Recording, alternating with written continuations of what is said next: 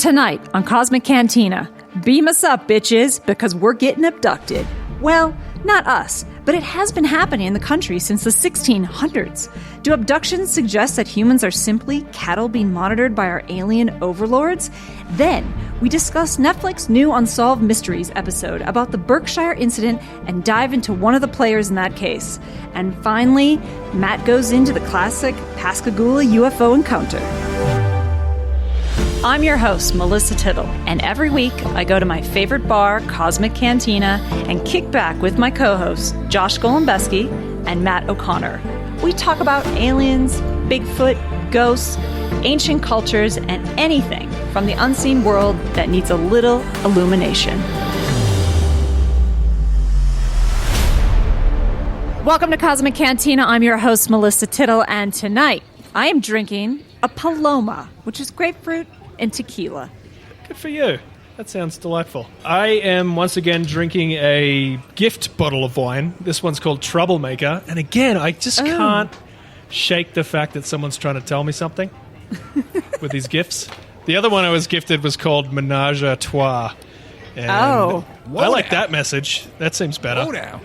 So who's the third person? Who's the third person? No, actually, now that I think about it, no, that's not good. Anyway, we'll move on. Josh, what are you drinking? I'm drinking a red wine called Undaunted. It seems powerful. It feels good. It's nice. It's kind of hot out. It's not really red wine weather, but here, I'm drinking it. I'm in my basement. What do you want from me? Leave me alone. All right. Nice. I like it. It's ominous.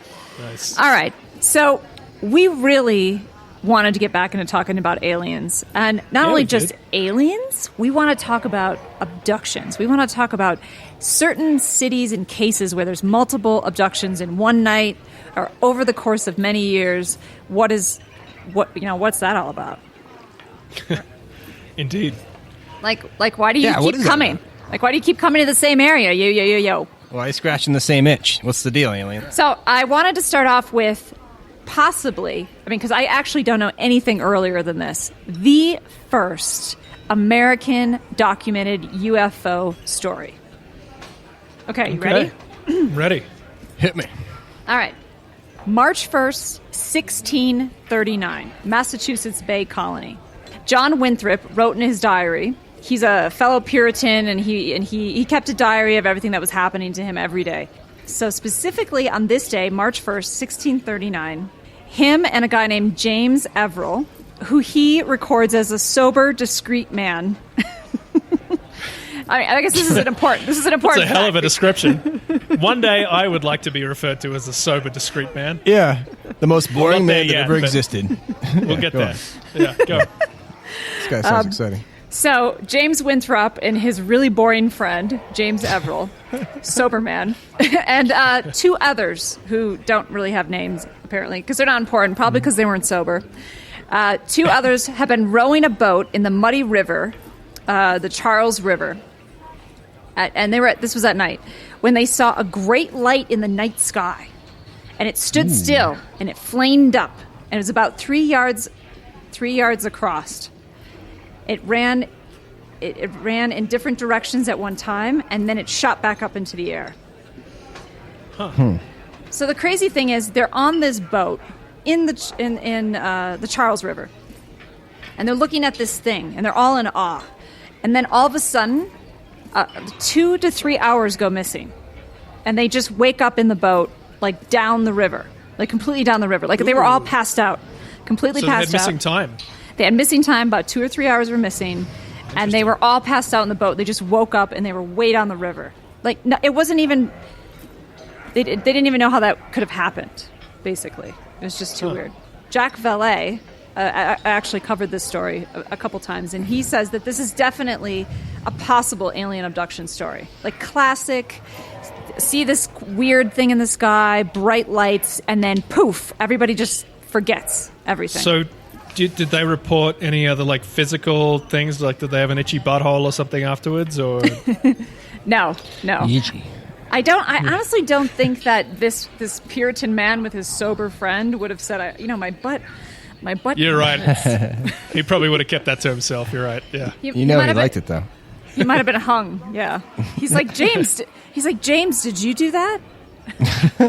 So yeah, I mean, what you're painting there is this shit as old as time itself. This stuff's been going on for a long time, and that's interesting. That's the first recorded alien abduction in the United States. 1639. So it brings me to a bigger case, which we're going to break down in this podcast, which is the Berkshire incident in Massachusetts. No, they're not on top of each other. The incident in 1639 is not next to the Berkshire area. However, when I read this story, it reminded me of one of the victims of the Berkshire case, where they were in their car, and all of a sudden they saw this flash of light, and they were all in awe. What is that? And then, boom, a bunch of time went missing. They woke up back in the car, and everyone was in different places. And it made me think, like, okay, maybe is there more alien abduction stories that we don't even know about this area? And why do they keep revisiting it? Like, why does there seem to be a lot of UFO stories in the same area? Are they repeat offenders? Like, I don't know. It just kind of piqued my interest a little bit.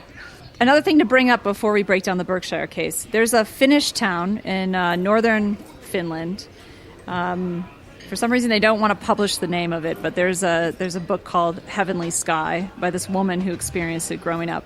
There's a town that repeatedly has gotten a UFO encounter since 1920, and they just keep coming. It's like the town has accepted that these weird lights, these weird orbs and lights come into the town, and they interact with everybody.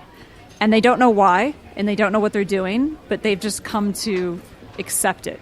That whatever they keep coming back since 1920.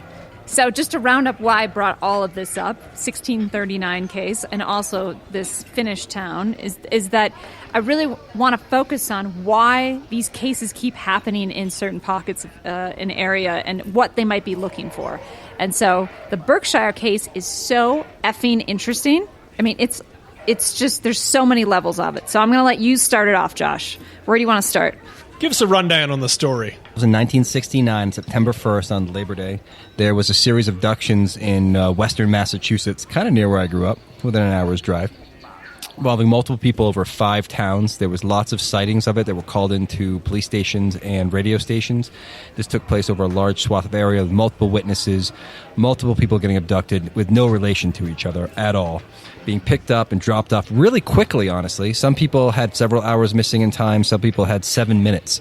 Overall, it was a very fascinating case with multiple examples of high strangeness, and it was just a classic, amazing UFO case that really, really got me. I mean, it was awesome to watch. It was just really well done and really compelling the whole time. And I just loved the story in the beginning. I want to hear your guys' thought overall, but I just love the story in the beginning of that guy with the long red hair who describes, like, he just had to start running. He got the mental telepathy, as he described it, and he just started running, and then his, like, I don't know if it was his friend's mom or something that was watching him, and he was just running in place just for like 5 minutes, just really trying to get somewhere, which is so strange. And UFO, bang, abducted. I just thought that was such an interesting, cool detail of like classic high strangeness. And people are like, what does that mean, Josh? What does high strangeness mean? Please explain it. Like, that's a great example. Well, I mean, okay, let's break down this case. So it's one night, and the first case was a woman and her girlfriend. They're both married, and they were driving in a car, and they saw a light. So there's this woman and her. They're probably in their 20s or something, and they were driving, and this bright light comes down and kind of interacts with them, if I remember correctly. Mm-hmm. But they didn't have any lost time, and I don't think that they went to a ship or got abducted or anything. They just saw the light, and it freaked them out, if I remember correctly. The next case was the redheaded kid, and he got abducted. So it's like the adults didn't get abducted, but the kids got abducted. Yeah, that was kind of the weird thing to me, is what, like you explained before, Josh, was the differences in missing time. Some people had like a few minutes, 7 minutes or whatever it was, and some people had a few hours. And it felt like to me, as they were explaining it, they were looking for something or someone in particular. It seemed like to me, like they were just like picking random people up and being like, "Oh no, it's not that one. It's not that one. Oh, this guy, redhead kid. Let's do this." He's got the good stuff. Yeah, yeah, because like they didn't bother those two ladies. They were like, "Oh no, we don't want them. They're too old. Too old. We need them younger." Right? Didn't it feel like they were looking for something specific? Yeah. And I say they, aliens, whatever it was, but right. That's what it felt like to me. And so then there was the family. There was like a mom and a dad and 2 sisters, and they were eating ice cream, I remember. Or they were driving, and they saw this light, and the dad wanted to chase it. And they had missing time. Fucking dad. Oh, yeah. Settle down, Dad. Let's not chase UFOs. Go back inside. And then one of the girls, like, was down the street. She, like, woke up on the dirt or something. Near a pond. She was out of the car. She's completely by herself. Fucking But, dad. you know, having said chasing down the... I would be that dad, though. I'd be like, let's get it, yeah! And we have to go through trauma the rest of our life, yeah. But... Your kids never forgive you for it. Damn it, Dad, you got us abducted. Wait, where are my kids? Oh, now we got to find them. They got dropped off in the field. Oh, fuck. And then the next case was the mom and a grandmother and the 2 boys in the back seat. And they saw the light, except they had like 2 or 3 hours of missing time. And they returned back to their car, and the mom and the grandmother were completely switched in the car. Like, the grandmother was driving, and she wasn't driving before the incident.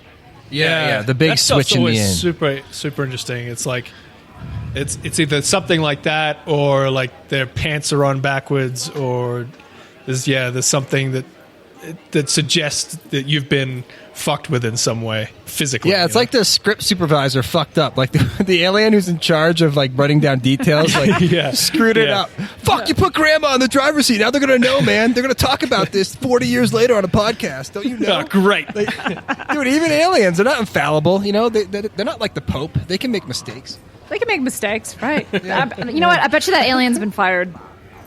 Oh, dude, he got demoted. Yeah. He got the ass for sure, yeah. But I think the craziest one was, so this all happened in one night. The crazy thing, you're totally right, Josh, was that kid.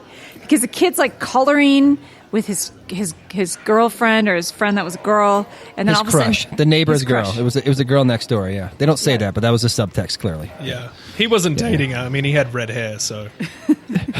I'm sorry. I'm sorry, That's ginger terrible. kids. Some of my best friends are gingers, and that was for them. We're totally going to get hate mail now. Thanks a lot. Yeah. I didn't mean it. Yeah. Sorry, carry on. What's You happening? guys are far more drunk than I am. All right. Push forward. So the kid, he's with his crush, and they're like sharing, you know, they're coloring. He's coloring out of the lines, you know, whatever that story was. If you watch the show... It was a metaphor, yeah. If you watch the show, you'll know what I'm talking about. So make sure you watch it, Unsolved Mysteries on Netflix. And then all of a sudden, he gets this message in his head, go outside. And then he just runs outside. And everyone's like, where did he go? He's like, hey, where you going, buddy, old pal? But I think the girlfriend's mother saw him running, and then he never made it home, clearly. But this guy was only gone for 7 minutes. But he's like remembers the most, though. Wasn't that weird throughout the episode? Yeah. He remembered, like... Well, he did remember the most. I actually went deep in one of the witnesses. They cut a lot out, by the way. So that's the thing, too, when you watch this. You're like, whoa, what's happening? But there's a lot to find out about this case. But anyways, keep going. This guy, he's gone. He's running in place. The UFO appears above him. A light comes down. Boom, he's gone. Okay, wait, hold on. Let's just break that down a little bit more. So he gets the telepathic message. He runs outside. Mental telepathy, yeah. The mental telepathy to go outside. He goes outside. And then he runs in place for a little bit. And then all of a sudden, a beam of light like shines down on him. This is what the mother and the friend that's a girl saw.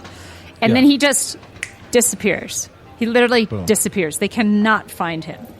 Yeah, that's right. So they didn't describe him getting sucked up through a beam or whatever. He just disappeared, which was interesting. Freaky, in front of people. And then 7 minutes later, he just appears on the lawn somewhere else. And he can't move. He's like paralyzed on the ground.